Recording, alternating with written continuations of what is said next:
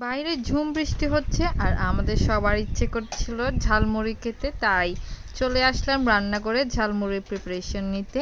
বাইরে বৃষ্টি হলে আসলে ঘরে আমাদের সব সময় কিছু না কিছু খেতে মন চায়, আর ওই দিন সবার ঝালমুড়ি খাওয়ার অনেক ক্রেভিংস হচ্ছিল, তাই আমি চলে গিয়েছি সবার আবদার মেটাতে।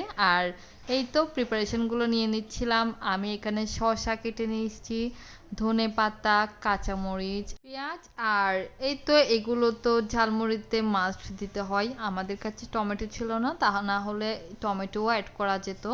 এই তো সব কিছু কেটে নেওয়া হয়ে গিয়েছে, আর এই সময়ে বৃষ্টিটা একদম থেমে গিয়েছিল। আর এখানে একটা বোলের মধ্যে নিয়ে নিচ্ছি চনা, এগুলো ছিল বাইরে থেকে আনা, যেহেতু ঝালমুড়িতে অবশ্যই চনাটা দিলে অনেক বেশি ভালো লাগে। এরপর এখানে কয়েকটা পেঁয়াজু, কয়েকটা বেগুনি, এগুলো হাতে আমরা কচলিয়ে দিয়ে দিচ্ছি। আর কেটে রাখা শসা, পেঁয়াজ, ধনেপাতা, কাঁচামরিচ সবগুলো একসাথে দিয়ে এরপর এখানে একটু লবণ দিয়ে দিচ্ছি, আবার সরিষার তেল দিয়ে সবগুলো একসাথে ভালো করে মিক্স করে নিচ্ছি। এই প্রিপারেশনটা দেখতে দেখতে আমার আবারও ঝালমুড়ি খাওয়ার ক্রেভিংস হচ্ছে। আসলে অনেক বেশি মজা হচ্ছিল সেদিন ঝালমুড়িগুলো তৈরি করতে। এরপর এখানে মুড়ি দিয়েছি, দিয়ে দিচ্ছি চানাচুর, এরপর আবারও সরিষার তেল দিয়ে সবগুলো ভালো করে মিক্স করে নিলে রেডি হয়ে গেল আমাদের ইয়ামিয়েস্ট ঝালমুড়ি।